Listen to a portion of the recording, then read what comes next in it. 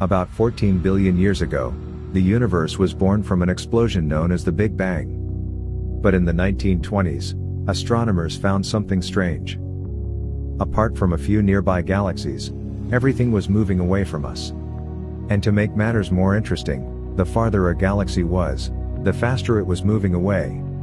Today, some of these galaxies are receding away at about 90% the speed of light. Scientists found that the universe is expanding. In fact, it had been expanding every single moment since its formation 14 billion years ago.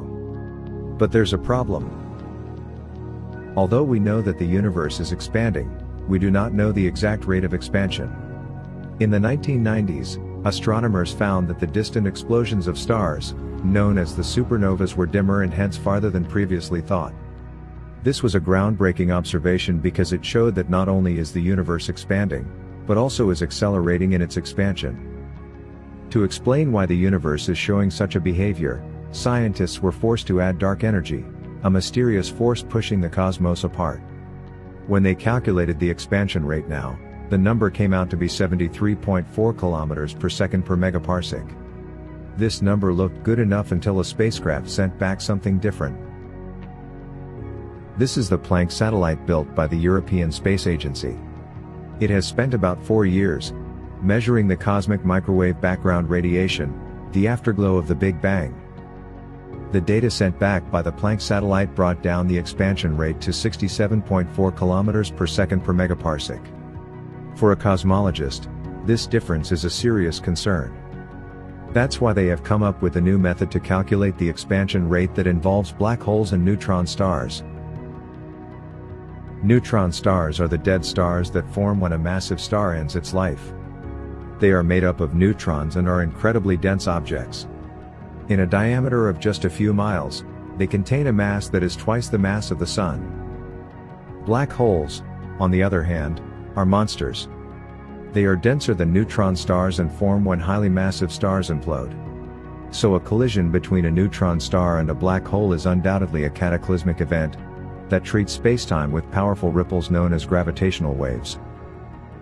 If we wish to calculate how fast our universe is expanding, there are two things that we must know. The first is how fast a galaxy in deep space is moving away from us. The second is its distance from the Earth. When you plot a graph between these two parameters, the slope of that plot gives you the Hubble's constant, which tells how fast the universe is expanding. The first parameter, that is, how fast the galaxy is receding from us, can be obtained by the redshift of the galaxy. The analysis of the gravitational waves would help us pinpoint the location of the galaxy in which a neutron star and the black hole collided. Using this knowledge, we can calculate the distance to that galaxy. By combining both the parameters, the rate of expansion can be estimated. At present, gravitational waves are detected by facilities at LIGO and Virgo. Researchers simulated around 25,000 scenarios of black holes and neutron stars collisions. They predict that by 2030, instruments on Earth would be strong enough to sense ripples in spacetime caused by up to 3,000 such collisions. They even claim that for around 100 of these events, telescopes would also be able to see accompanying explosions of light. Although no such event of a collision between a black hole and neutron star has been detected so far, the constant technological advancements are expected to open up a new era for astrophysics in the future.